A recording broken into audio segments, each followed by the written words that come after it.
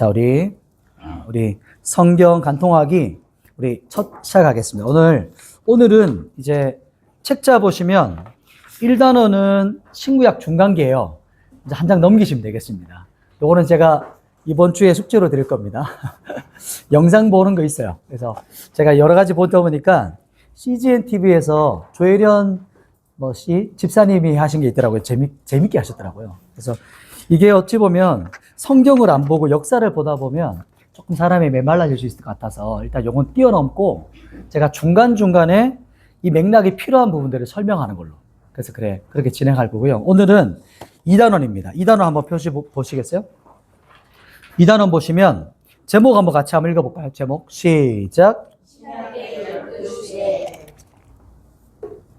오늘은 2단원에 신약의 12시대를 같이 한번 쫙 살펴볼 겁니다. 그래서 구약 첫 시간에도 한번 보셨겠지만 성령을 보는 관점이 첫 번째는 먼저 한번 하늘 높게 올라가지고 이제 전체를 한번 쫙 조명하는 거. 그래서 오늘 이 시간은 신약이죠. 신약을 전체를 한번 쫙 조명하는 시간이니까 개관이라고 생각하시면 돼요. 그래서 짧게 한번 그 시대마다 쭉 볼 거고요. 여러 가지 시대를 나누지만 오늘은 저희는 이 교재를 바탕으로 가니까 좀 단어가 생소하시더라도 그 중심으로 한번 살펴보도록 하겠습니다.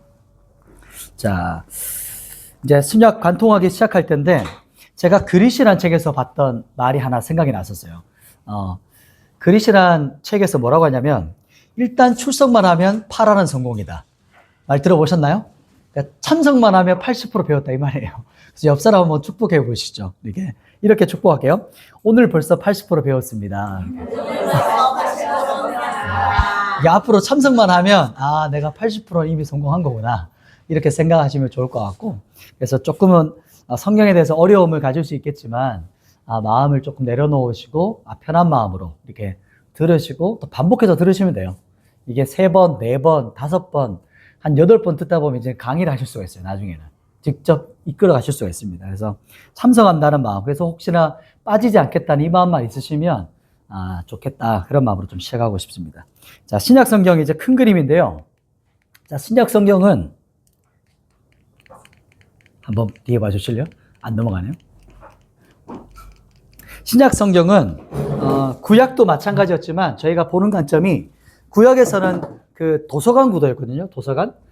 도서관과 똑같긴 해요. 근데 조금 달라요. 신약은 어떻게 다르냐면 신약은 그러니까 집 같은 구조로 생각해요. 집이라고 생각하면 이제 기초가 있죠. 기초. 신약의 기초가 뭘까요? 신약 성경의 기초가 제가 물었지만 제가 대답해 드릴게요. 사복음서입니다. 잘 안 나오네요. 잠깐만 다른 걸로 하죠. 신약의 기초는 사복음서입니다. 사복음서의 핵심은 이제 예수님의 생애죠. 예수님의 생애. 사복음서와 이제 사도행전입니다. 사도행전. 그래서 사도행전이고 이게 기초입니다. 기초를 쌓고 나면, 왜냐하면 이것이 바로 예수님의 행적이거든요. 예수님께서 어떻게 사셨는가. 그리고 보통 집을 세울 때 기초만 있으면 안 되죠. 기초를 세웠으면 뭘 세우죠? 뭐 세우는 것 같나요? 제가 그림은 잘 못 그리지만 기둥을 세웠어요. 기둥에 보면 이쪽 기둥은 공동서신이에요. 서신서. 그리고 이쪽은 바울서신입니다.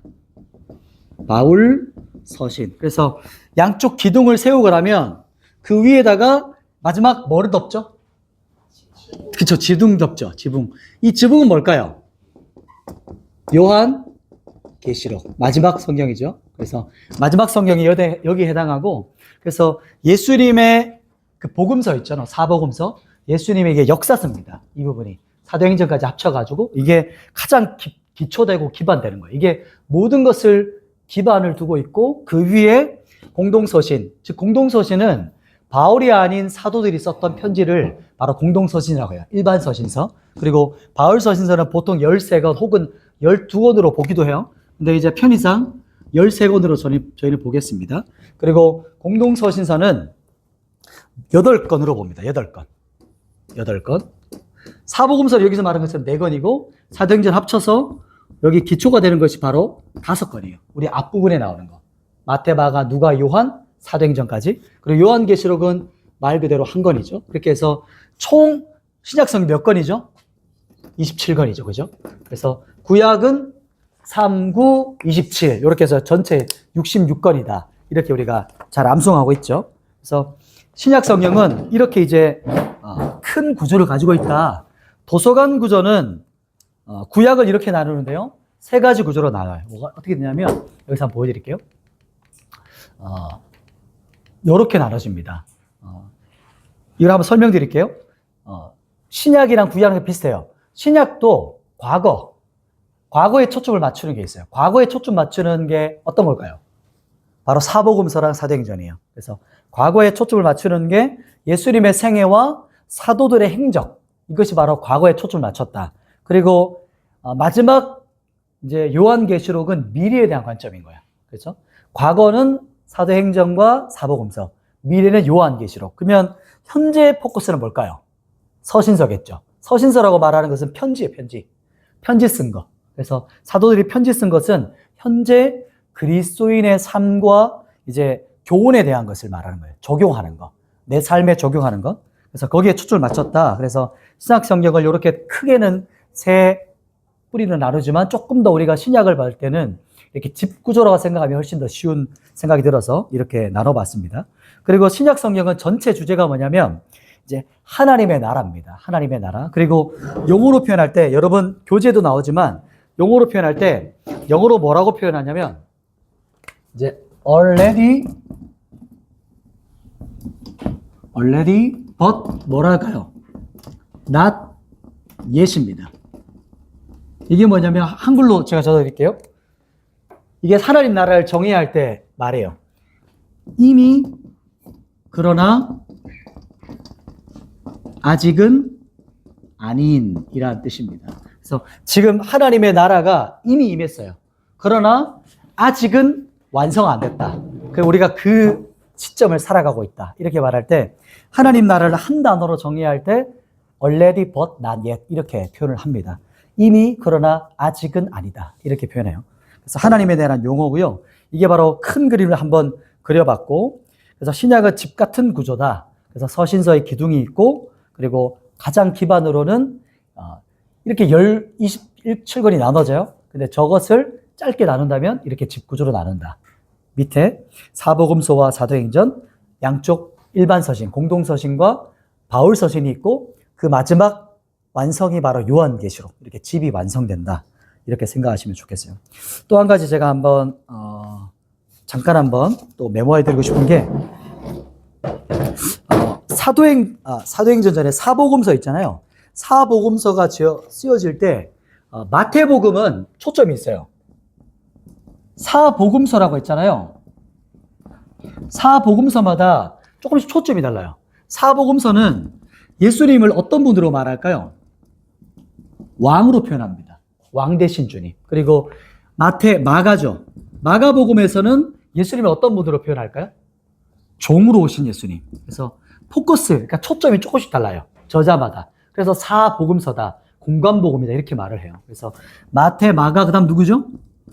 네, 누가입니다. 누가는 뭐라고 표현할까요? 예수님을. 누가는 인자 대신 예수님. 인자로 오신 예수님 표현하고요. 그 다음에 요한복음이죠. 요한복음은 어떤 분으로 표현할까요? 하나님의 아들. 하나님의 아들로 표현합니다. 혹시 파란색 한번 바꿔줄 수 있으면 뒤에 한번 찾아주시면 좋겠습니다. 그래서 이렇게 조금씩 사복음서마다 포커스가 조금씩 달라요. 오늘은 괴간이기 때문에 한번 쭉 들으시고 이제 반복되어질 거기 때문에 걱정 안 하셔도 돼요. 너무 이거 처음 들어보는 내용인데 이렇게 걱정 안 하셔도 되고 계속 반복해서 들을 거니까 마음 편하게 한번 들어보세요. 자, 그리고 사도행전 갑니다. 사도행전은 그리스도를 믿는 교회가 어떻게 시작되는가. 그리고 선교 역사가 바로 사도행전의 역사예요. 그리고 나서 이제 서신서가 중간중간 쓰여지거든요. 사도들의 행적 가운데. 서신서라고 하면 쉽게 말하면 편지 쓴 거예요. 사도들이 교회에 편지를 쓴 겁니다. 혹은 개인에게, 디모데에게 이렇게 편지를 쓰는 것이 바로 서신서입니다. 그래서 서신서는 이제 핵심적인 메시지는 그리스도인이 어떻게 살아야 하는가, 믿음으로 살아야 되는 삶에 대한 교훈, 또 방향성을 말해주고 있다는 걸 기억하시면 되겠어요. 그리고 마지막 이제 요한계시록은 7교회예요. 7교회. 몇 개의 교회? 그래서 7교회에 대한 이제 메시지인데, 7교회는 그 당시 7개이기도 하지만 지금 마지막 때 이 현대의 모든 교회들을 상징하기도 하는 거예요. 그래서 이 시대를 살아가는 우리를 향하신 마지막 때 메시지예요. 그리고 마지막 때 이루어질 하나님의 나라가 어떻게 완성되어질 것인가, 그것에 대한 상징과 비유가 요한계시록입니다. 그래서 지금 쫙 한번 짧게 한 문장씩 봤습니다. 자, 이렇게 개관이 끝났어요. 자, 벌써 신약 성경이 다 끝났습니다. 이렇게 이제 끝났는데, 이제 한 번씩 시대별로 한번 또 보도록 할게요. 자, 이제 교재를 좀 보시면서 보시면 돼요. 제가 금방 한 건 뭐냐면 신약 성경의 구성, 요까지 봤습니다. 이해되시죠? 구성까지 봤어요. 그래서 중간중간에 모르는 것들은 마치고 나서 한번 질문하시면 제가 한번 답을 해드리도록 할게요. 자, 이제 갑니다. 지도가 신약 성경과 좀 넓혀졌어요. 신약 성경의 지도는 좀 넓습니다. 그래서 여기서는 지도를 한번 그려보라고 하는데 제가 볼 때 쉽지 않더라고요. 그려보니까. 그래서 안 그리고 갈 겁니다. 그래서 머릿속에 딱 저장해 놓으세요. 그리고 지도를, 오늘은 이 전체 지도가 아니라 예루살렘, 이스라엘 중심으로 지도를 드렸어요. 나중에는 요 그림은 나중에 뭐 PPT나 그림으로 볼 수 있으니까요. 자, 이제 요 그림을 중심으로 진행됩니다. 요렇게 로마, 이탈리아에 있는 지도도 있고 지중해를 중심으로. 그 당시는 지중해가 세계의 중심이었어요. 그래서 지중해 주변의 모든 나라가 전 세계였다. 이 관점을 기억하시면 되겠어요. 자, 이제 첫 시대로 가볼게요. 첫 시대가 어떤 시대였을까요? 한번 보시겠어요? 목수 시대라고 해요. 이게 좀 생소할 수 있어요. 저도 그랬었어요. 그래서 일단 요 교재를 바탕으로 가니까 목수 시대, 1번 목수 시대입니다. 이때부터는 제가 짧게 한 번씩 메모를 해드릴게요. 요거를 좀 치우고 하겠습니다. 목수 시대인데 우리 성경 마태복음을 한번 찾아보세요. 마태복음 1장입니다. 마태복음과 여러분들 책갈피 있으면 다음에 책갈피를 찾아오세요. 그래서 누가복음 1장, 요 두 부분이 핵심 본문입니다. 자, 먼저 누가복음부터 볼게요. 누가복음으로 가보겠습니다. 신약 성경 86페이지 있습니다.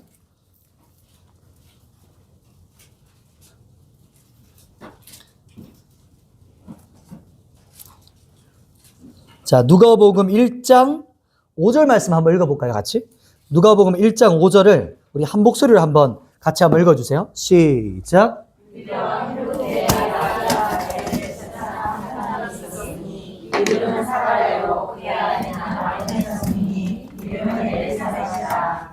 자, 이제 누가복음을 시작할 때 예수님께서 목수 시대는요, 예수님께서 공생애를 하기 전 시대예요.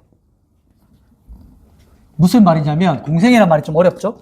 예수님께서 공적 생활이라고 해서 예수님께서 이제 사역을 시작하기 전, 예수님께서 태어나실 때 상황을 이때 먼저 나와요. 목수 시대는. 그래서 목수 시대는 공생애 전이다. 공생애라고 말하는, 자주 나오잖아요, 공생애. 공생애는 어려운 말이 아니고 예수님께서 공적 사역을 시작하시는 것을 공생애라고 말해요. 그래서 공생애를 시작하시기 전인데, 목수 시대 1번 이제 보겠습니다. 쫙 이제 갈 텐데요. 1번은 목수 시대입니다. 목수 시대는 여러분 메모해 놓으시면 공생애 전이에요. 공생애 전. 그래서 공생애 전의 이야기고, 그리고 예수님께서 요거는 영어 약자인데 지저스 크라이스트 약자입니다. 그래서 예수님께서 탄생하시는 거, 예수님께서 탄생하시는 거랑 어렸을 때 아주 짧은 이야기들이 나와요.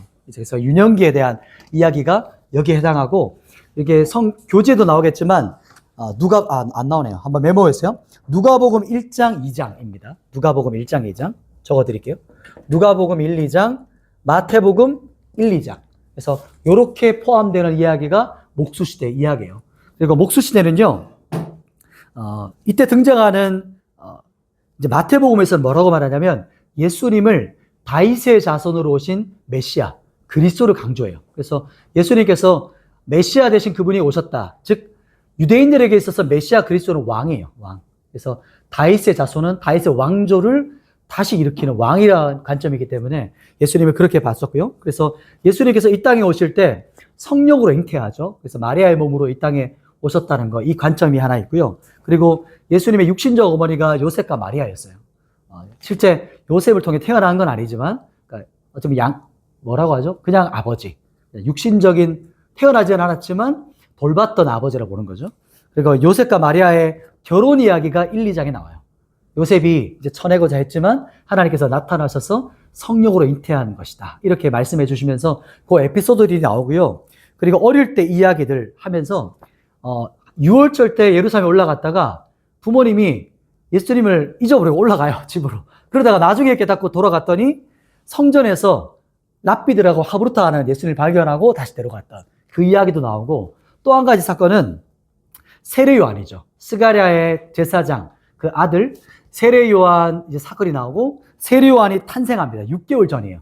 예수님께서 태어나기 6개월 전에 세례 요한이 등장하면서, 세례 요한의 정체성은 바로 광야에 외치는 자의 소리. 이게 바로 3장 연결됩니다. 이렇게 1, 2장이긴 하지만 이렇게 다 이게 연결되어 있어요. 이렇게 나누긴 했지만요. 그래서 세례 요한이 등장하고, 그리고 이 목소 시대에 예수님의 탄생의 핵심은 뭐냐면 예수님의 성육신이에요. 성육신. 포커스 핵심은 예수님의 성육신. 성육신 들어보셨나요? 성육신은 예수님은 100% 하나님이시고 100% 인간이시다. 완전 하나님이시고 완전히 인간이신 하나님. 그분을 말하는 겁니다. 이게 바로 성육신의 핵심이고요. 그래서 베들레헴에서 태어나셨고, 유년기는 나사렛을 중심으로 이제 계셨어요. 이 부분이 1장, 2장의 핵심적인 부분이에요. 자, 두 번째. 우리 이제 두 번째 주장시대인데, 주장시대는, 자, 누가복음 3장 가볼까요? 자, 누가복음 3, 눈으로 이렇게 쭉 훑어보시면 돼요. 지금부터는. 누가복음 3장입니다. 누가복음 3장부터 6장이 바로 이 주장시대예요. 두 번째. 자, 두 번째 주장. 주장시대는요, 이때의 핵심은 예수님께서 세례 받으시는 장면이에요. 예수님께서 누구에게 세례 받았죠? 세례 요한. 그죠? 세례 요한이 그러면 등장하겠죠. 먼저 세례 요한이 등장하겠죠? 그래서 이 부분이 바로 주장시대인데, 이때부터는 예수님께서 세례를 받으시고 무엇을 시작하실까요? 아까 공생애 전이었잖아요. 그냥 공생애를 시작하는 거예요. 그래서 이때부터는 공생애가 시작된다. 이렇게 기억하시면 됩니다. 그래서 이 주장시대는 공생애 시작되는데, 이때 성경은 누가복음 3장에서 6장 11절까지 한데, 아무튼 요거를 6장에다 생각하시면 돼요. 누가복음 부분이고, 그리고 마태복음은 3장에서 9장까지, 그리고 마가복음 1장, 요한복음 1장 부분, 이렇게 해서 포함됩니다. 그래서 요거는 제가 나눠드린 성경일표 있죠. 그거 보면서 이제 읽어가시면 된다. 이렇게 하시라고 자 드린 거예요. 그리고 이제 주장시대는 말이 좀 어렵긴 하죠. 주장하셨다. 이건 뒷부분에 좀 살펴보고요. 3장, 6장에서 마태복음, 누가복음 3장에서는 누가 먼저 등장하냐면 세례 요한이 등장해요. 세례 요한이 등장해서 주님 오실 길을 준비하거든요. 그러니까 주님께서 오시기 전에 보면 영화 이제 시상식에도 영화 배우들이 오기 전에 뭘 쫙 깔아놓죠? 카페트 깔아놓죠. 그거 똑같아요. 예수님께서 오실 길을 쫙 카페트를 깔아놓는 사람이 이 세례 요한이에요. 그래서 뭐라고 외치냐면 광야에서 주님 오실 길을 선포하는 자. 그래서 자기의 정체성을 뭐라고 말하냐면 나는 광야에 외치는 자의 소리다. 이렇게 말해요. 그러니까 소리를 선포하는 게 자신의 정체성이다. 이렇게 말한 사람이 세례 요한이에요. 즉 이제 세례 요한이, 우리가 구약 성경 한번 돌아가 볼게요. 구약 성경 마지막 성경이 말라기였거든요. 말라기 때 내가 엘리야의 심령으로 다시 오겠다. 이렇게 하는 본문이 나와요. 그 엘리야의 마음을 가진 자가 누굴까요? 이게 바로 세례 요한이에요. 그래서 그 구약에 있었던 400년 침묵기가 딱 침묵이 깨지면서 광야에 외치는 자의 소리가 빡 터지는 거예요. 그때 시작이 바로 신약인 거예요. 그래서 이 광야에 외치는 자의 소리가 세례 요한이고, 세례 요한이 선포로 신약이 시작되고, 그때 메시아가 이제 오시는 거예요. 메시아가. 그 그리스도가 세례 요한에게 오실 때 세례 요한이 예수님을 바라보면서 요한복음에 나오죠. 뭐라고 외치죠? 보라! 하나님의 어린 양이로다! 이렇게 선포하잖아요. 하나님의 죽임당한 6월절 어린 양이시다. 이렇게 선포하거든요. 그러면서 예수님이 어떤 분이신지를 세례 요한이 그분을 증거하고 이제 역사 아래로 이제 수면 아래로 쓱 사라지죠. 이게 세례요한의 정체성이었어요. 그러면서 이제 주장 시대가 이제 마무리되고요. 그리고 세례 받을 때 이게 또 초점이죠. 세례 받을 때 우리가 여기서 그냥 넘어갈 수 있는데 이때 세례 받을 때 장면을 한번 생각해 보시면 이때가 삼위 하나님의 사역이 있었어요. 삼위 하나님의 사역. 이 부분은 나중에 자세히 할 거예요. 삼위 하나님께서 사역하시는데 이때가 메시아 대관식입니다. 뭐라고요? 메시아 대관식. 대관식이라고 하면 지금도 영국에서는 왕을 세울 때 대관식을 하잖아요. 왕관 씌우는 거예요. 그래서 삼위 하나님께서 메시아로 오신 왕 대신 예수님께 이제 왕관을 씌우는 그 시간이 바로 세례받는 그곳이었어요. 곧 올라오실 때 하늘이 열리고 비둘기처럼 이제 성령이 임하셨고 하늘에서 소리가 나셔서 이는 내 사랑하는 아들이요 내 기뻐하는 자라. 이게 바로 시편 2편 말씀에 선포하는 건데 이게 메시아들 유대인들이 왕을 세울 때 대제사장이 선포하는 말이 그 시편 2편이었어요. 그리고 왕관이 씌워질 때 그것을 말씀을 선포하거든요. 그래서 메시아 대관식이 이 주장 시대 때 마지막 일어납니다. 근데 여기서 주장이라고 하잖아요. 이게 왜 주장이라고 했냐면 제가 볼 때는 요한복음이에요. 요한복음. 요한복음은 7개의 에고 에이미가 있어요. 이거는 들어보시면 돼요. 요한복음에는 7개의 에고 에이미. 이게 뭐냐면 헬라어입니다. 헬라어도 한번 적어드릴까요? 이거 그냥 뭐 모르셔도 돼요. 에고 에이미라고 하는 이제 헬라어가 7번 등장해요. 이게 왜 중요하냐면 이게 신적 자기 선언이에요. 예수님께서 나는 누구다. 이게 바로 구약에서 말할 때 나는 여호와라. 이렇게 선포할 때마다 구약에 있었던 그 말을 그대로 예수님께서 에고 에이미라고 하면서 자신이 누구신지 나는 세상의 빛이라. 나는 세상의 생명의 떡이다. 이렇게 선포하시면서 내가 바로 구약 그때부터 처음부터 말해왔던 자다. 이 말씀 기억나시죠? 이게 바로 에고 에이미의 뜻이에요. 내가 처음부터 말해왔던 자다. 이게 그래서 신적 자기 선언이라고 말합니다. 이렇게 해서 신적, 요것만 적어 놓으세요. 신적 자기 선언. 그래서 요한복음의 7개의 기적과 표적과 7개의 자기 선언이 나와요. 에고 에이미. 이게 참 중요합니다. 그래서 이것을 제가 볼 때 이 저자는 아마 주장시대다 이렇게 말한 것 같아요. 그래서 예수님께서 내가 누군지를 선포하는 거예요. 이게 바로 자기 주장이시다. 신적 자기 선언이다. 그리고 이렇게 넘어가고요. 세 번째 시대 한번 교재 보시면 뭐라고 나오죠? 선택 시대죠. 선택 시대다. 초이스라고 하는 선택 시대. 이것은 이제 이때부터는 갈릴리 중심이에요. 갈릴리. 어떤 중심이라고요? 갈릴리.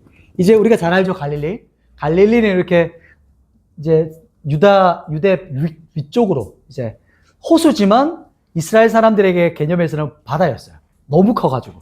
그래서 바다라는 개념을 가지고 있었고 갈릴리 호수를 중심으로 그 지방에 있었던 제자들을 불러내시는 이제 제자들을 본격적으로 불러내시는 선택하는 시간이 이때입니다. 그래서 이때는 예수님께서요 나사렛이라는 곳에서 어디로 거점을 이동하셨을까요? 가버나움입니다. 가버나움. 그래서 예수님께서 가버나움이라는 조금 도시로 이제 이사를 가셨어요. 그러면서 이제 초점을 낮춥니다. 그래서 가버나움에서 중풍병자가 침상째 내려와서 치료받았던 사건. 그리고 예수님께서 가르치시는 이제 산상수훈 이런 부분들. 제가 몇 장인지는 제가 나눠드린 거 있으니까 안 적을게요. 어디 해당되는지. 그래서 이 우리의 가르침 앞에서 왜 선택이냐면 우리의 선택을 기다리고 계시다는 거예요. 예수님께서 가르치실 때, 말씀을 선포하실 때 사람들이 극단적으로 세 가지 부류가 있었어요. 어떻게 선택이 나눠졌냐면 보통 예수님의 가르침에 첫 번째 어떤 부류가 있었을까요? 우리처럼 여기 앉아 계신처럼 어떻게 했을까요? 믿고 따르는 제자. 믿으니라. 요한복음에 자주 나오거든요. 예수님의 말씀을 듣고 믿으니라. 이게 첫 번째 제자들의 반응이에요. 근데 두 번째는 또 다른 반응이 있어요. 어떻게 반응하냐면 군중들이에요. 군중들은 예수님의 표적과 말씀을 듣고 어떻게 반응하냐면 놀라니라. 그냥 와 놀라운데? 이게 바로 군중의 반응이에요. 군중. 성경에서 보통 무리라고 하죠. 무리. 이름 없어요. 그냥 따르는 자. 그리고 내가 따를 목적 없으면 그냥 다 흩어져요. 자기의 목적대로 따라요. 이게 바로 두 번째 반응이었고, 그런데 성경에 보면 또 한 가지 반응이 있어요. 어떤 사람이었을까요? 그렇죠. 시기심. 시기하는 누구였을까요? 종교인들이에요. 종교인들. 시기심과 질투죠. 그리고 결국에 이 시기와 질투는 거기서 끝나지 않아요. 끝까지 가면 죽이는 거야. 살인인 거예요. 이게. 거기에 묶여버려요, 사람이. 그래서 종교인들은 예수님의 말씀과 표적을 보고 어떻게 하냐면 진짜 달라요. 막 분노해요. 시기와 질투에 휩싸여서 죽여버려야 되겠다. 이렇게 결심합니다. 이게 극단적인 우리의 선택 앞에 있는 거예요. 우리는 어떻게 선택할 것인가. 이렇게 우리에게 묶고 있는 게 지금 선택의 앞에 있는 겁니다. 그래서 바른 복음이 이걸 기억하셔야 돼요. 말씀이 바르게 선포되어질 때 사람들은 이 세 가지의 방이 나와요. 말씀이 분명하게 선포되어질 때. 그러면 우리는 어떤 선택을 할 것이냐. 내가 믿고 주님을 따를 것이냐. 아니면 그냥 놀라고 내가 원하는 대로 살 거냐. 그리고 마지막 세 번째는 예수님을 세상이 이렇죠. 증오하고 싫어해요. 미워합니다. 그래서 결국에는 십자가에 누가 죽였죠? 종교인들과 이 사람들이 죽여버렸어요. 이게 바로 세상의 반응이에요. 그래서 이것을 우리에게 기대하고 계시는 거고, 세상에서 우리의 메시지가 적당히 타협되어지고 우리 그리스도인의 삶이 적당히 가면 이 세 가지 반응이 없어요. 섞여버리기 때문에 세상에 동화돼요.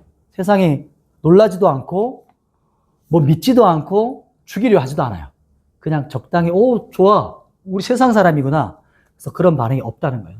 그래서 우리의 삶을 한번 돌아보시는 게 여기서 선택 앞에 있는 겁니다. 그리고 여기서 또 중요한 게 뭐냐면 사도 베드로의 고백이에요. 어떤 고백이죠? 사도 베드로의 신앙 고백이죠. 베드로의 신앙 고백. 신앙 고백 다 아시죠? 우리가 사도신경 이렇게 고백하면서 사도신경의 제일 첫 사도신경은 뭐냐면 주는 그리스도시요 살아계신 하나님의 아들이십니다. 이게 첫 신앙 고백인 거예요. 여기서부터 너무 짧으니까 초대교회 때 이단들이 일어나니까 이제는 조금 더 명확한 교리들과 명확한 고백들이 생기기 시작한 게 이제 교회사로 쭉 가는 겁니다. 첫 사도신경인 거예요. 이때가 이제 선택 시대 때 이렇게 이제 진행되고요. 그다음 네 번째 시대 뭐죠? 네 번째 시대가 교육 시대입니다. 교육 시대. 교육 시대인데 제가 볼 때는 교육이란 말보다 제자 훈련의 말이 훨씬 더 좋을 것 같아요. 그래서 옆에 메모할 때 제자 훈련 이렇게 적으시면 돼요. 여기서 12제자를 훈련시키시는 거예요. 12제자. 그래서 12제자 훈련인데 저도 이제 제자 훈련을 가정을 하고 있지만 프로그램 안 하셨어요. 왜냐하면 어떻게 하셨죠? 같이 사셨어요. 그러니까 동거동락 하셨어요. 그게 진짜 제자 훈련인 거예요. 같이 살아야 되는 거예요. 그래서 같이 사시면서 어떻게 한 거냐면 자 나보고 따라하면 돼. 이렇게 그냥 사신 거예요. 나보고 그대로 따라해. 그래서 이렇게 살면 되고 이렇게 기도하면 되고 이렇게 전도하면 되고 이렇게 말씀을 먹으면 돼. 이렇게 바로 이게 그냥 제자 훈련이셨어요. 같이 살면 같이 동행하면 제자 훈련인 거예요. 지금은 같이 못 살잖아요. 그래서 어쩔 수 없이 제자 훈련이라는 프로그램을 하지만 그것도 어찌 보면 정확하진 않은 거죠.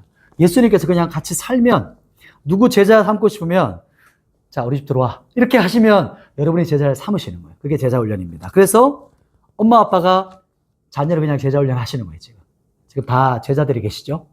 아직 안 계신 뱃속에 계신 분도 있고 아직 허리에 계신 분도 있고 그죠? 앞으로 태어날 거예요.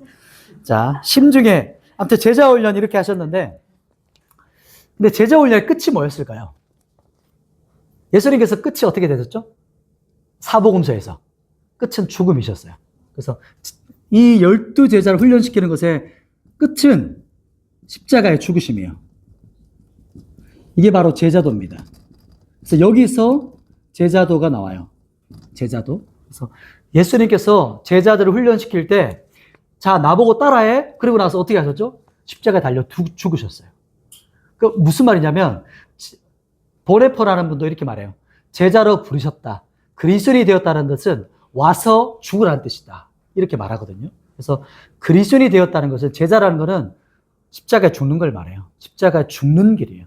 제자도. 그래서 진짜 사는 길이 죽는 길이기 때문이에요. 이게 복음의 역설이죠. 제자도의 역설이죠. 죽어야 다시 살아요. 죽지 않고는 살 수 없어요, 다시. 그래요. 죽어야 영광이 있습니다. 이게 바로 제자도의 역설이고 예수님께서 제자들이 가르쳤던 그 부분입니다. 자, 그리고 이제 다섯 번째 나와볼게요. 조금 더 속력을 내겠습니다. 다섯 번째는 어떤 시대죠? 십자가 시대. 이제 가장 클라이막스. 여기에 모든 초점이 있어요. 사복음서와 모든 성경과 신구약의 모든 초점이 이 십자가 시대예요. 십자가 시대. 그만큼 중요한 거예요. 왜냐하면 예수님께서 이 땅에 왜 오셨다고 말하죠? 내가 너희 행복하게 해주려고 왔어. 이렇게 말하지 않으셨죠. 내가 이 땅에 오는 이유는 많은 사람의 대속물로 나를 주려 합니다. 이렇게 말씀하시죠. 섬기려고 왔어. 근데 그것이 바로 십자가셨어요. 십자가셨고 어떤 분들은 이렇게 말해요. 그분이 낮고 낮은 이 땅에 오실 때 가장 높아졌던 곳이 골고다 십자가의 언덕이시다. 이렇게 말을 해요. 저 그 표현 보고 와 너무 뭉클하더라고요. 거기까지 가장 낮은 지점이었거든요. 근데 그분이 이 땅에 오셨을 때 가장 물리적으로 가장 높아졌던 지점이 갈보리 언덕이셨던 거예요. 가장 낮고 낮은 그곳에 오셨는데 이것이 바로 십자가를 표현하는 말이에요. 그래서 예수님께서 오신 이유는 죽기 위해서. 근데 죽음이 끝이 아니었죠.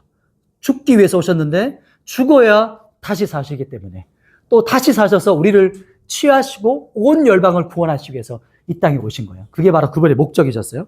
그래서 사복음서의 초점이 여기라 했잖아요. 매트릭스 영화 보셨죠? 매트릭스 영화 기점 그 표현 보면 총을 빵 쏘잖아요. 그러면 그전에는 막 엄청나게 빨리 지나가다가 총을 빡 쏘면 어떻게 되죠?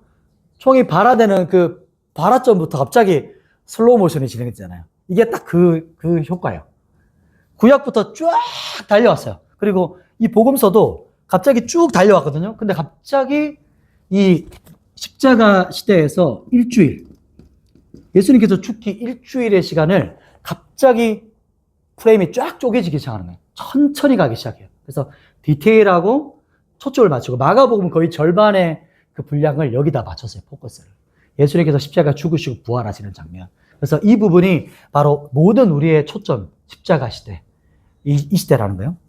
그래서 십자가 시대 포커스인데, 보통은, 이걸 한번 적어줄게요. 일주일 시대인데요. 주일. 일주일 어떻게 진행되냐면, 요거는 다음에 또 표현하겠지만, 말씀만 드릴게요. 예루살렘 입성입니다. 예수님께서 예루살렘 입성, 예수님께서 나귀 새끼를 타고 들어가세요. 그때 난리 나죠. 호산나 이렇게 하시면 난리가 나고 주일날 입성하시고 월요일에는 성전 청결하세요. 성전 청결. 제가 빨리 쓰려고 자꾸 빨리 쓰다 보니까 모르시면 나중에 영상 보시면서 듣고 쓰세요. 화요일은 어떻게 되냐면 이분이 들어오셔서 비유를 말씀하세요. 비유가 뭐냐면 마지막 때 비유거든요. 핵심은 깨어있으라. 깨어있으라. 이게 선포입니다. 그래서 신랑이 오신다. 깨어있으라. 마지막 때 비유입니다. 그리고 나서 수요일은 조금 방향성이 복음서마다 조금 다르긴 한데 보통은 향유라고 보십니다. 그리고 목요일은요. 이제 여기서 중요한 날이죠. 목요일 날 제자들과 뭘 가지셨죠? 그렇죠. 유월절 성만찬 가지셨습니다. 이게 바로 그리고 이때부터 예수님의 하루가 길어요. 못 주무시죠. 그래서 목요일 날 겟세마네 동상으로 이제 금요일 날 넘어가면서 이제 요때는 십자가 죽으심이에요. 십자가. 이 안에 모두 담겨져 있어요. 금요일에. 그래서 목요일 날 성만찬을 가지시고 17장 요한복음 17장의 제자들을 향한 열방을 향한 기도, 제사장적 기도를 하시고 이제 금요일에는 그 밤에 넘어가면서 목요일 이제 새벽 넘어가는 그 시점이겠죠. 그래서 십자가에 죽임 당하시기 전에 채찍 당하시고 린치, 폭행 당하시고 그 다음에 불법 재판 당하시면서 십자가에 죽으시는 장면이 금요일이에요. 자, 토요일은 무덤에 계십니다. 예수님은 시간에 구애받지 않으시지만 우리가 이 땅의 시점으로 본다면 무덤에 계신 시간이라 볼 수 있는 거예요. 시간을 초월하시는 분이시지만 그리고 주일 새벽에 예수님은 부활하셨어요. 새벽 오히려 미명에 그러니까 태양이 떠오를 때 그분이 이 땅의 부활의 첫 열매가 되셨어요. 그래서 성도들의 첫 열매 이게 초실절이거든요. 첫 열매. 첫 열매가 달린다는 것은 이 나무에 계속 열매가 달린다는 뜻이에요. 그게 바로 초실절, 초실절의 완성. 그래서 부활체의 몸을 가지고 이 땅에 오신 예수님을 기억하는 날입니다. 그리고 나서 부활하신 예수님이 엠마오로 내려가는 제자들에게 나타나셔서 말씀을 풀어주세요. 그러면서 그 마음에 이게 이제 우리 신약을 사는 우리에게 일어나는 일이에요. 말씀이 풀어지는데 우리의 마음이 어떻게 되죠? 마음이 막 뜨거워지는 거예요. 성령이 우리의 마음에 풀어지면 우리의 심령이 뜨거워져요. 그러니까 막 감격스러워지는 거예요. 우리의 마음이 뜨거워지고 더 말씀을 알고 싶어서 예수님 더 같이 있으십시다. 이렇게 했던 엠마오 제자들 같은 일이 지금도 이제 우리 가운데 일어나게 되는 거예요. 그리고 나서 예수님은 뒷부분에 이제 승천하시죠. 이건 아닙니다. 그리고 나서 40일 동안 하나님의 나라를 가르치시고 원포인트 말씀하셨어요. 오직 하나님의 나라. 이것을 이제 마지막 부분이랑 사도행전이 연결되죠. 제자들에게 가르치시고 이제 승천하신 거. 그리고 이제 6번째 시대 넘어가도록 할게요. 6번째 시대는 어떤 시대죠? 교회 시대입니다. 6번째. 교회 시대. 교회 시대인데, 교회 시대는 핵심은 오순절입니다. 오순절이라고 하면 77절이거든요. 그래서 숫자예요. 77. 7 곱하기 7. 그래서 77에 49, 그 다음 날 50일. 오순. 영어, 우리 한자 뜻 그대입니다. 오순. 50일째 되는 날. 이게 뭐냐면 6월절로부터 50일째 되는 날. 이 오순절의 성취인데 왜 오순절이 중요하냐면 오순절은 모세가 시내산에서 무엇을 받은 날일까요? 토라. 하나님의 율법. 율법이란 말이 정확한 번역이 아니기 때문에 토라 그대로 적었어요. 하나님의 토라를 받은 날이기 때문에 이 날이 중요한 거예요. 오순절에 시내산에 하나님께서 하늘로부터 토라가 왔어요. 그리고 신약에서는 하늘로부터 성령께서 임하신 거예요. 이게 바로 오순절의 온전한 성취가 일어났던 것이죠. 그리고 나서 오순절의 성취로 인해서 증인이 되는 거예요. 증인이 돼야 돼라는 게 아니고 성령이 임하시면 증인이 되는 거예요. 이게 수동태입니다.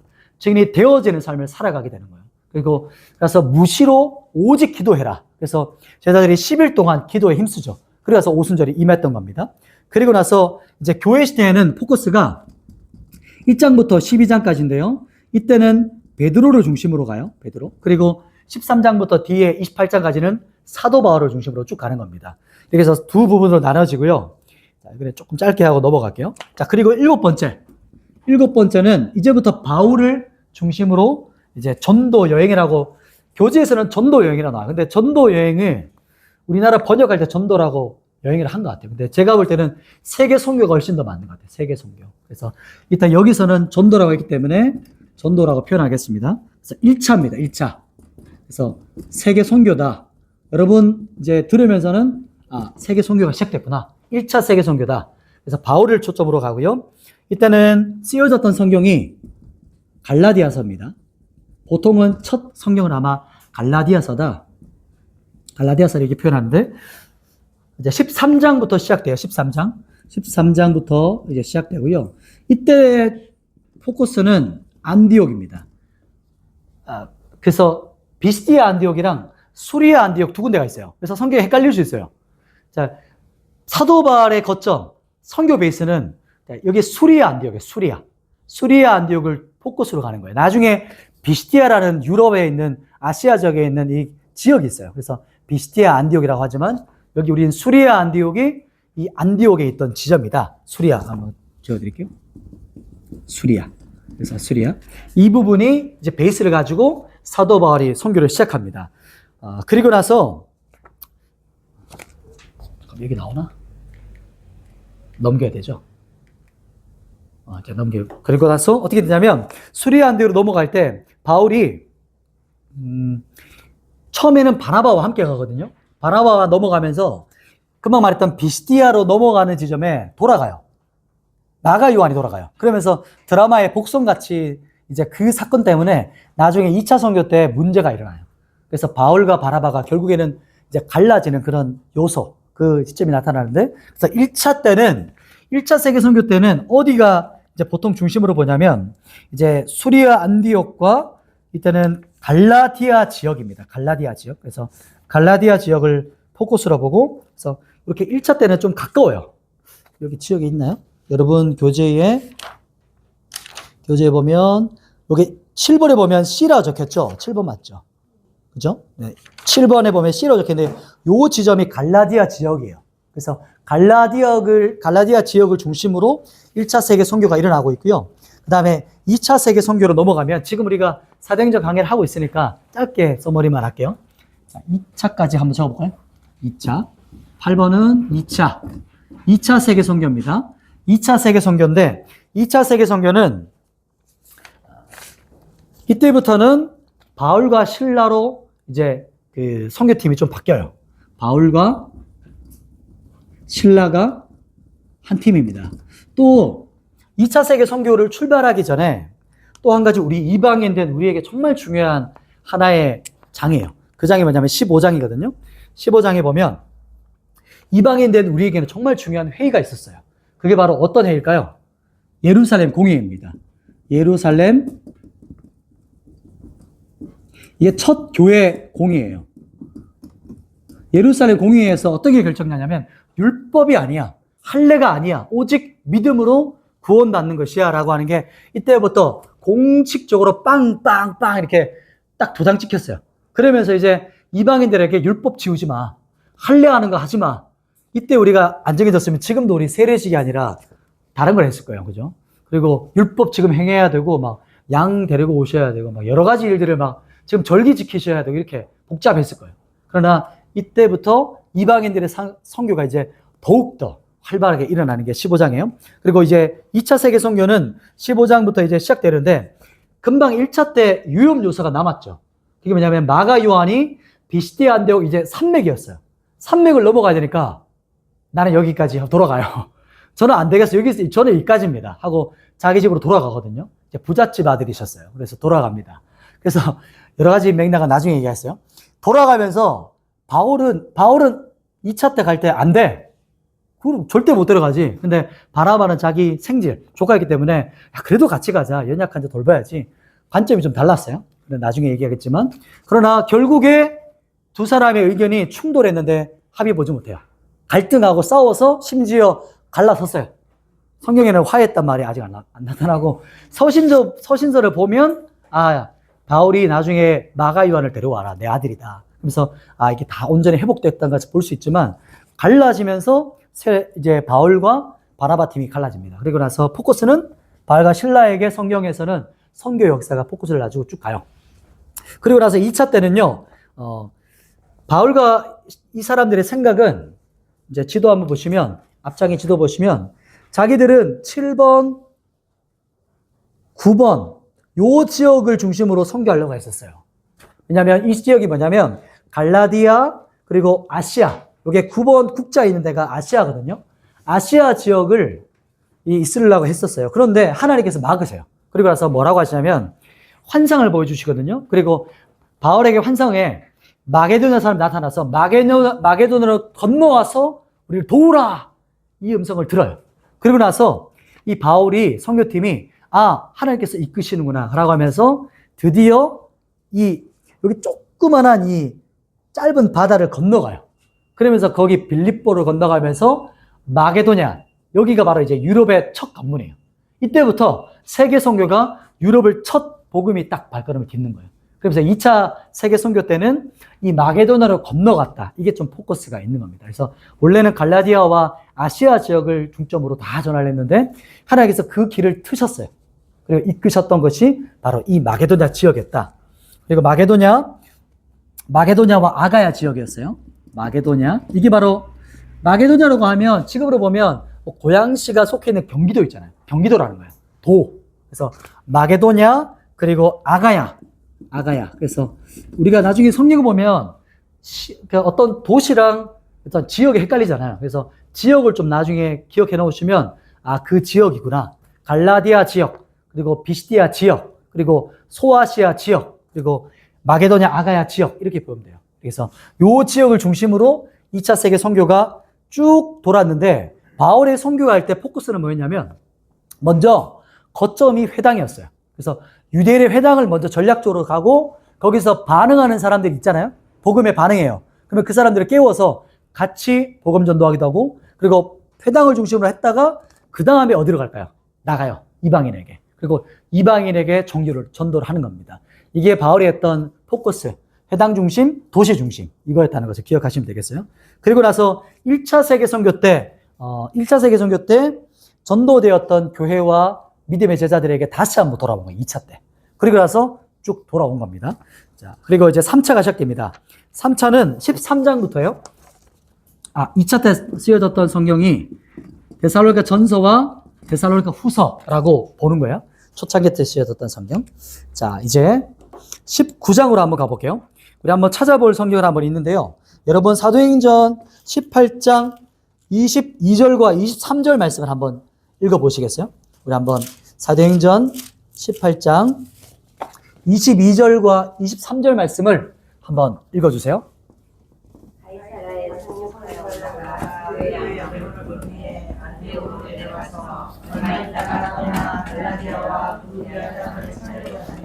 모든 제자를 부끄러워하게 하라. 23절도 읽으셨나요? 네, 22절과 23절이 어떻게 보면 그냥 우리가 성경을 볼 때는 별 차이 없거든요. 그냥 뭐라고 하냐면 23절 첫 시작이 얼마 있다가 이렇게 말하잖아요. 근데 이 지점이 바로 2차와 3차가 나누어지는 지점이에요. 이 얼마 있다가가 성경은 또 이렇게 은유적으로 표현해요. 근데 꽤 오래 있었어요. 꽤 오래 머물러 있었다가 이제 3차가 시작되는 거예요. 보면 22절에 어디로 내려갔죠? 안디옥으로 내려갔잖아요. 이 안디옥이 바로 수리아 안디옥, 본점, 그러니까 선교센터 중심으로 간 겁니다. 그리고 나서 3차가 이때부터 시작되는 겁니다. 그래서 편의상 19장부터라고 보지만 정확하게 보면 18장인 거예요. 자, 이제 보시겠습니다. 자, 여기서 8번째, 9번째. 9번째는 3차입니다.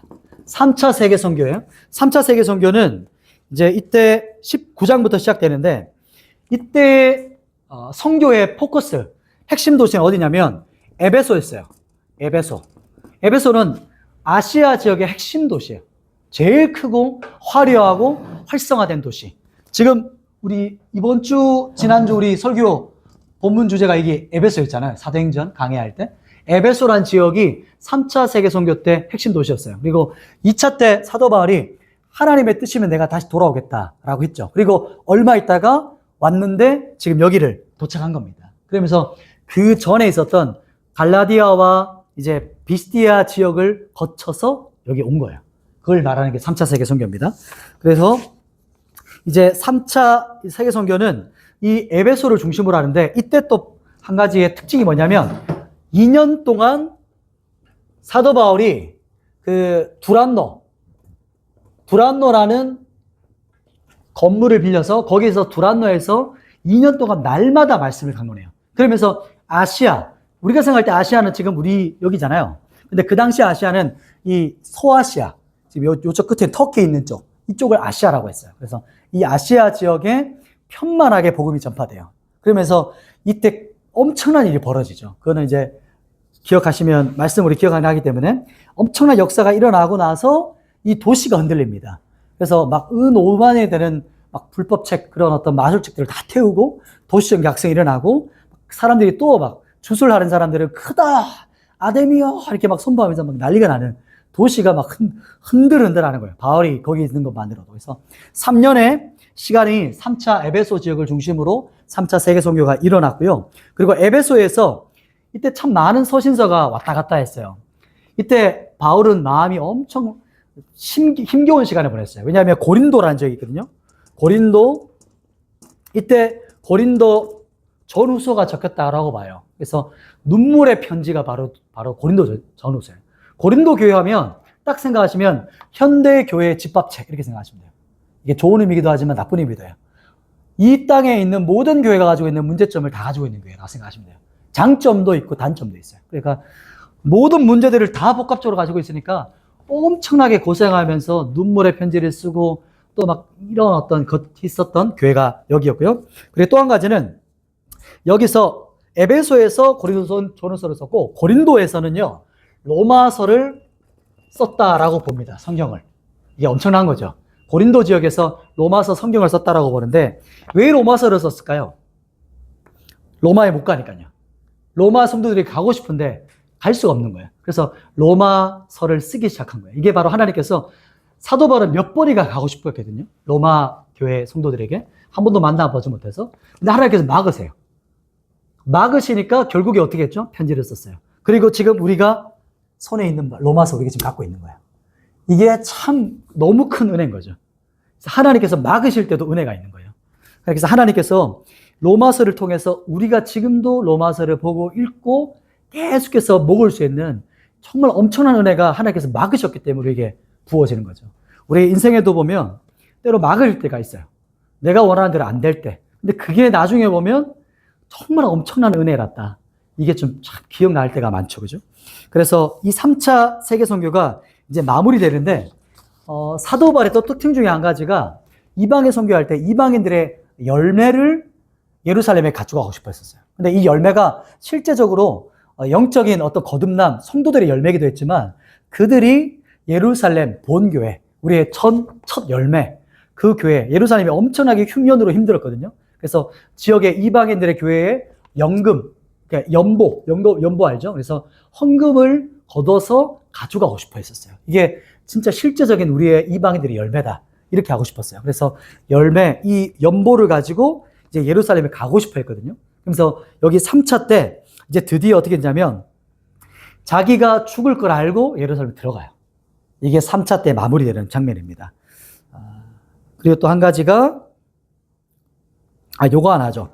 바울이 구금되거든요. 갇혀요. 중간중간에 그 감옥에 갇히잖아요. 감옥에 갇힐 때 썼던 성경 여러분 아시죠? 4개 성경이 뭐 있죠? 외우기 쉽게 제가 한번 이렇게 드릴게요. 앱골 빌빌 이렇게 하시면 돼요. 앱 뭐라고요? 앱골 빌빌. 뭘까요? 기억나시겠죠? 에베소서, 골로새서, 빌립보서, 빌레몬서 이렇게 암송하시면 돼요. 앱골 빌빌. 에베소서, 그다음에 골로새서, 빌립보서, 빌레몬서. 요 4가지의 4개의 옥중서신이라고 해요. 옥중서신을 썼다. 이렇게 기억하시면 되겠습니다. 조금 더 가볼게요. 자, 그 다음에 10번째인데요. 10번째는 우리 교재에서는 2개로 나눠놨어요. 왜냐하면 옥중시대입니다. 옥중시대고 또 갈로치고 어떤 학자들은 오차라고 보기도 해요. 오차. 왜냐면 여기 이제 잠깐만요. 옥중시대. 제가 금방 여기까지 넘어왔나요? 네, 맞네요. 4차죠. 4차고 하나님께서 그전에는 사도 바울이 막 계획해서 갔잖아요. 근데 4차부터는 사도 바울이 수동적으로 하나님께서 이끄시는 들어가요. 이게 무슨 말이냐면 감옥에 갇히는 거예요. 예루살렘 왔을 때 소동이 일어나서 예루살렘에서 사도 바울이 잡힙니다. 그러면서 사도 바울이 재판을 받기 위해서 가이사라, 그때는 가이사라가 가이사 들어봤죠? 시저가 이제 가이사라는 거거든요. 성경에 나오는 시저, 그러니까 황제에게 드려진 도시, 그게 가이사라였어요. 그래서 가이사라에서 어떤 재판이라든지 이런 총독들이 있었던 곳이, 군대가 집필되어 있던 곳이 거기였어요. 그래서 가이사라에 가서 재판을 받고요. 거기서 끌려가서 오히려 이제 군대의 보호를 받고 움직여요. 이제는 막 호위병이 장난 아니에요. 그전에는 막 죽음의 위협 이런 게 많았는데 지금은 오히려 막 군대가 막 동원해서 이 사람들을 지켜서 가니까 오히려 하나님 볼 때는 제일 안전한 시기. 지금 죄수인데 제일 안전해요. 이게 참 아이러니하죠. 이때부터 4차가 그렇게 시작되고요. 그리고 사도 바울의 선교가 이때부터 쭉 시작되면서 하나님께서 사도 바울에게 담대해라. 지금 네가 예루살렘에 전했던 그 말씀을 로마에서도 네가 전해야 될 거야. 이렇게 말씀해서 사도 바울에게 담대함을 줘요. 아마 제수로 잡히면서 얼마나 많이 두려웠겠어요. 떨었고. 근데 그 마음에 다시 한번 새 힘을 주시고 붙드십니다. 그리고 나서 이제 시작되어지고 심지어 26장에서는 아그리빠와 베스도라는 왕 앞에서도 복음을 준 거예요. 자기가 변호해야 되는데 변호 안 해. 그러니까 복음을 간증해요. 그랬더니 그 나중에 베스도가 네가 미쳤구나. 이렇게 반응해요. 막 전도하니까. 나 지금 전도하는 거야? 너? 재판전상에서. 그래서 네가 미쳤구나. 이렇게 하는 말까지 듣고 지금 쭉 끌려갑니다. 그래서 상소해요. 가이사에게. 로마 시민이었기 때문에. 그래서 로마까지 가는 일이 그 다음에 이제 5차 시기가 갑니다. 이제 옥중서신은 여기 4차. 잠깐만요. 4차 싶은데? 요게 4차입니다. 죄송해요. 이게 옥중서신은 4차입니다. 그래서 예, 여기까지 맞네요. 4차 이렇게 해서 쓰여지고, 요 뒷부분, 요 뒤에 이야기입니다. 그래서 갇혀서 썼다는 거, 이렇게 되는 거예요. 그래서 이제 27장, 28장, 이 부분은 이제 배 타고 가는 이야기예요. 에피소드가 많지만, 나중에 좀 더 살펴보도록 할게요. 자, 이제 5차로 가는데요. 요때는 이제 5차, 이게 이제 2라고 보면 그냥 똑같이 10번째 시기입니다. 그래서 이때는 어떤 분들은 바울이 잠시 풀려났다라고 봐요. 성경에서 봤을 때. 잠시 풀려나서 5차 선교를 할 때 명확한 건 없지만 우리가 사도행전 28장 그 23절 부분에 보면 로마에서 가택연금을 받아요. 이제 가택연금이라는 게 뭐냐면 좀 뭔가 다르죠, 느낌이. 감옥이긴 한데 조금 풀이에요. 집에 갇힌 거예요. 그래서 로마 병사랑 같이 있지만 좀 자유로워요. 사람들이 출입할 수 있게 되는 거예요. 그러면서 사도행전 28장에 사람들이 그 집에 계속 들락날락해요. 그래서 복음을 들어요. 말씀을 들어요. 그래서 사도 바울은 계속 복음을 증거했어요. 이 로마에 갇혀 있을 때부터. 지금 로마에 온 겁니다. 이때 5차가. 그래서 배 타고 온 겁니다. 죽을 고비를 넘기고. 엄청난 우여곡절, 진짜 에피소드가 많아요. 그렇기 때문에 다 쭉 생략하고 같은 경험으로 놨고요. 이때 바울이 한 게 뭐냐면 한번 찾아볼까요? 사도행전 28장 마지막 장 가보십시다. 28장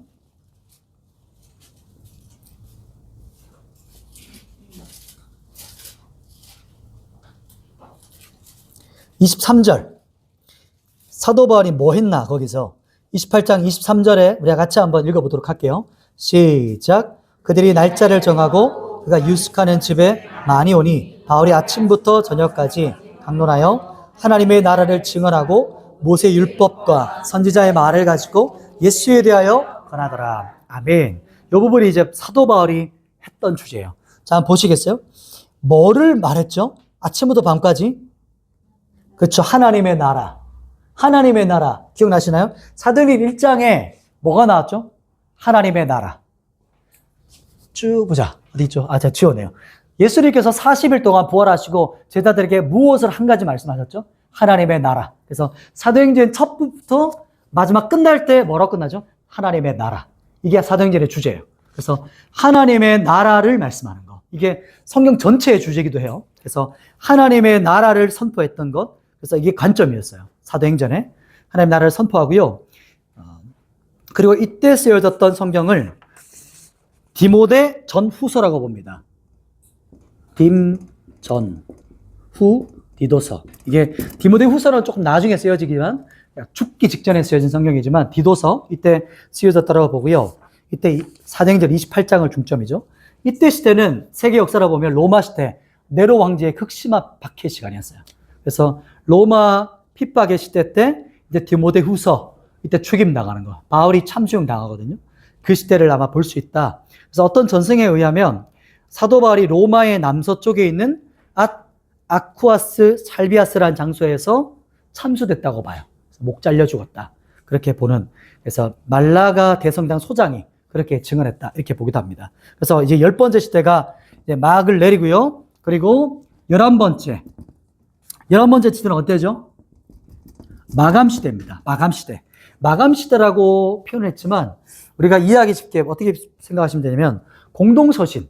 그래서 사도 바울이 아닌 모든 사도들과 편지를 썼던 저자들이 여기에 해당하신다고 보면 돼요. 그래서 마감 시대 때 세계 역사는 로마 시대였어요. 로마 시대. 그래서 쭉 길게도 볼 수 있지만 포커스는 핍박의 시대였어요. 네로 왕제. 이건 너무 잘 아시죠? 네로 왕제를 통해서 로마의 대방화범을 유대인으로 지목하면서 그때부터 이제 박해가 시작됩니다. 그리고 나서 네로 왕제부터 해서 극심한 박해가 시작되면서 도미티아노스 때 완전 절정을 달하죠. 이 시기가 그리스도인들이 박해를 받던 시간이었다. 그래서 요때 쓰여진 성경들이 바로 이제 서신서, 공동서신. 그래서 이 마감 시대는 공동서신이라고 생각하시면 돼요. 공동서신. 그래서 성경 어떤 분들은 일반 서신이다.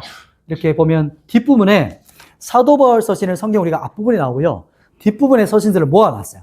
시대가 조금씩 다르지만 그렇게 표현된 겁니다. 자, 그래서 이때 성경에 쓰여진 걸 잠깐만 살펴볼게요. 이때 목 넘어 보겠습니다. 이때 쓰여진 성경을 히브리서라고 봐요.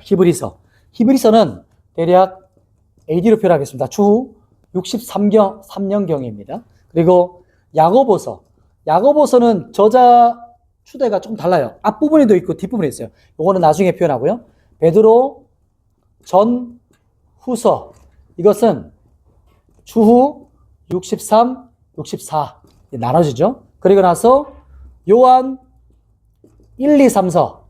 제일 뒤에 보면 요한 1서, 2서, 3서 나오죠. 이것은 AD 70에서 90년 사이. 이게 길게 적혔어요. 90년은 요한 사도 요한이에요. 세례 요한이 아니고 사도 요한이 마지막 썼던 성경입니다. 그리고 나서 유다서가 있죠. 유다서는 AD 70년. AD 70년에 쓰여졌다라고 보는 거예요. 그래서 서신서의 배경은 클라우디우스. 이제 클라우디우스는 이건 그때 나중에 한번 마감 시대 때 제가 로마 시대 황제를 쭉 한번 가볼게요. 그래서 클라우디우스는 나중에 네로 전 황제였어요. 네로 전. 그래서 이 보통 일들이 일어났고요. 야고보서로 보면 야고보서가 다른 서신들과 좀 달라요. 포커스가. 야고보서는 다른 서신들은 믿음에 대한 걸 강조를 많이 하거든요. 그러다 보니까 종교개혁자들이 야고보서를 터부시했어요. 왜냐하면 삶과 열매를 강조하니까. 그러니까 지금으로 비유한다면 너 믿음 진짜 맞아? 너 진짜 그리스도인이야? 이걸 강조했거든요. 그러다 보니까 종교개혁자들에게 자꾸 해석되지 않았고 언급되지 않았던 성경이 야고보서였어요. 그러나 야고보서도 정말 중요합니다. 지금 이 시대 오히려 더 이제 중요하죠. 그냥 문화적인 그리스도인이 아니라 진짜 그리스도인, 진짜 거듭났냐? 진짜 믿음이 진짜냐? 너 믿음이 그냥 세뇌되고 학습된 거냐? 아니면 진짜 거듭나서 그리스도를 따르고 있느냐? 이게 야고보서의 강력한 도전이었어요. 그래서 네 믿음이 진짜냐는 것을 검증해라. 이게 야고보서의 핵심이었고요. 우리가 마지막 시대로 가보겠습니다. 드디어 마지막 시대입니다. 마지막 시대가 언제죠? 12번째? 완성. 이 표현은 참 좋은 것 같아요. 완성. 그래서 이 완성 시대는 요한계시록입니다. 요한계시록이고 AD 90년 이후 언젠가 쓰여졌어요. 왜냐하면 요한계시록은 누가 썼을까요? 요한이 썼습니다. 이 요한은 가장 오랫동안 살았던 제자였어요. 요한이 제일 나이가 어렸거든요. 그래서 항상 예수님의 품에 안겨 있었던 제자. 그러니까 예수님 어찌 보면 엄청 제일 어려가지고 사랑을 받았던 것 같아요. 그래서 자기를 요한복음에 뭐라고 자기를 정체성을 말하냐면 사랑받는 자 이렇게 표현하거든요. 자기의 정체성이 사랑받는 자야 이렇게 표현해요. 그래서 사도 요한이 근데 마지막에 이제 반모섭으로 유배를 가요. 반모섭으로 유배를 갑니다. 반모섭은 유럽의 여기 조그만한 돌로 된 그런 섬이었어요. 유배지. 그러니까 정치범들이 수용되었던 가장 극심한, 그러니까 가장 힘든 곳이었어요. 그래서 거기서 이제 힘든 노동을 하고, 이때가 아마 99세 때 이제 요한이 죽었다라고 보거든요. 엄청 장수하셨죠. 그러니까 성경 말씀대로 가장 끝까지 살았던 제자. 그리고 도미티아누스라는 황제 있죠. 이 도미티아누스가 죽고 풀려났다. 도미티아누스가 로마 황제 때 81년에서 96년까지 통치했거든요. 그래서 이 사람이 죽고 나서 풀려났다고 봐요. 그래서 풀려나서 자료에 의하면 에베소로 와요. 에베소에서 마지막 여생을 보내면서 마지막 말년에 제자들에게 사랑을 강조했던 이 제자였다. 이렇게 봅니다.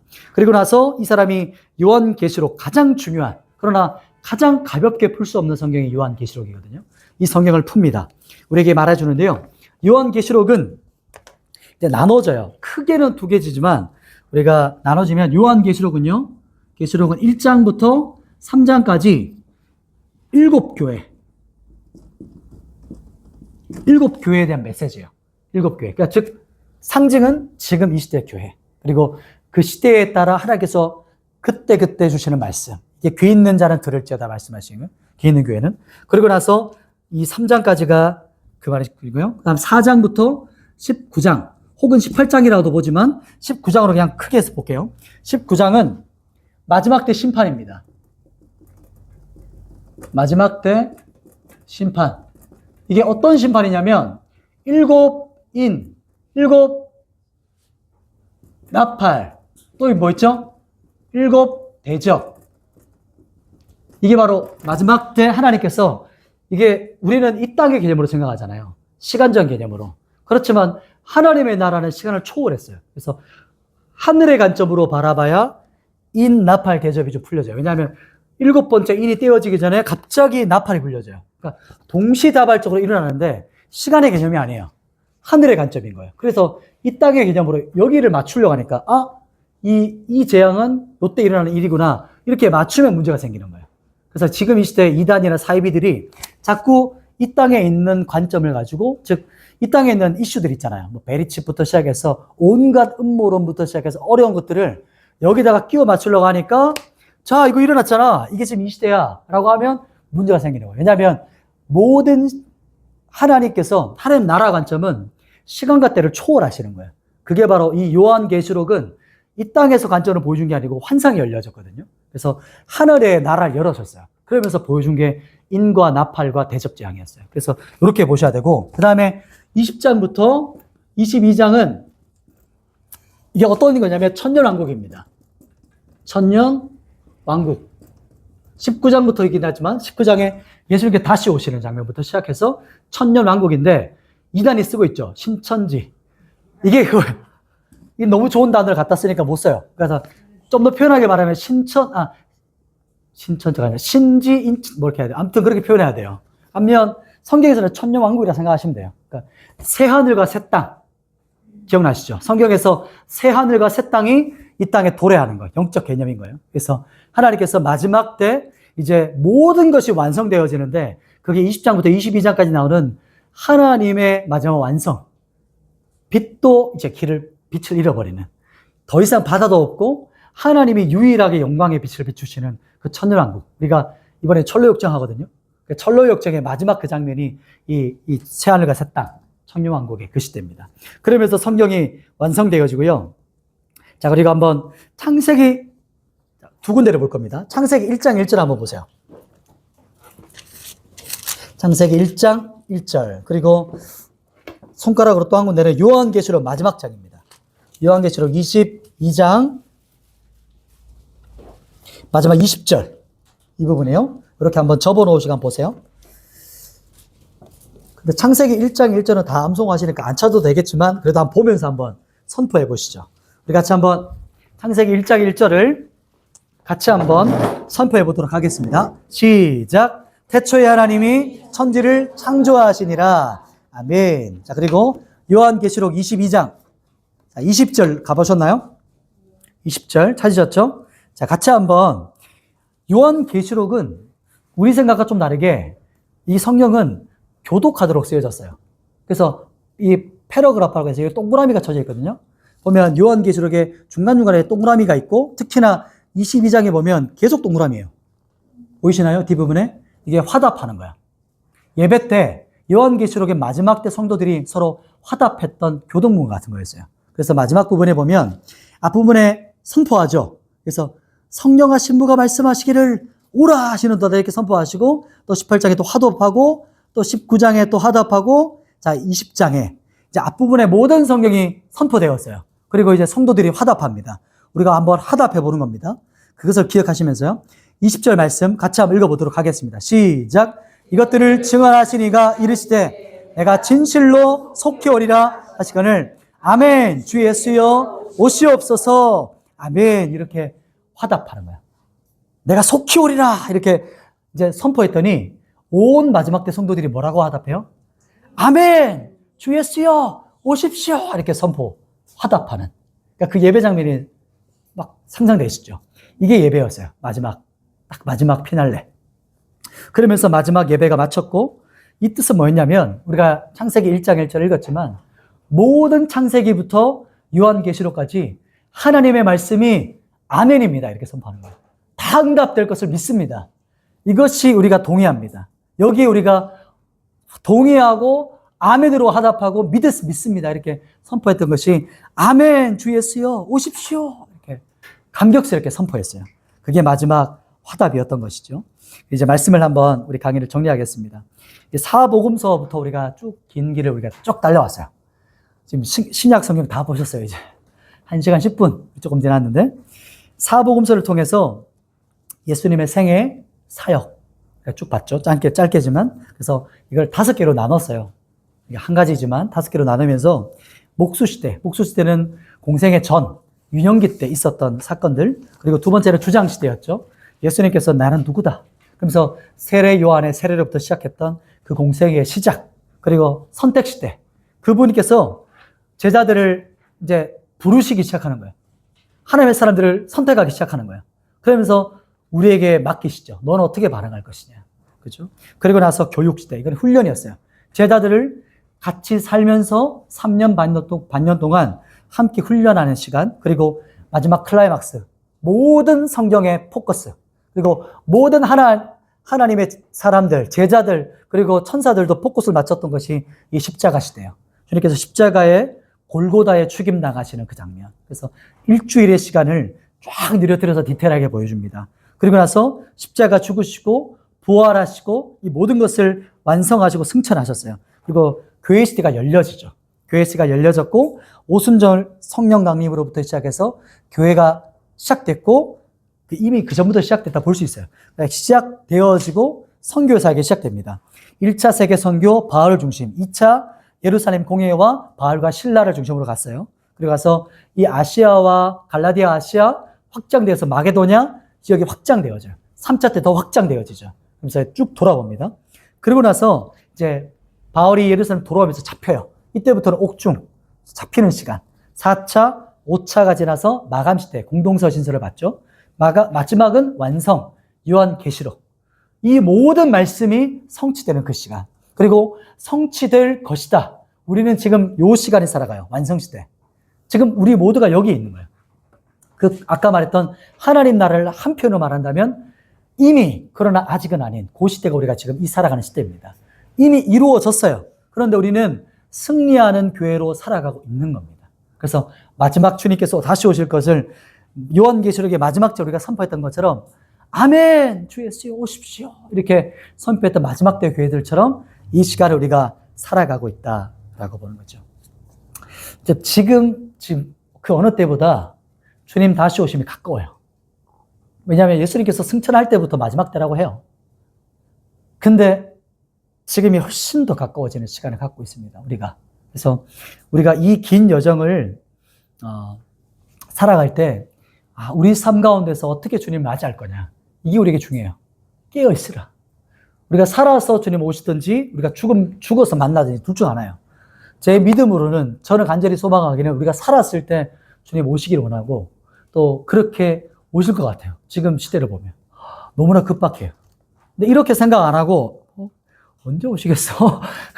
이렇게 하면 이제 자는 겁니다. 그죠?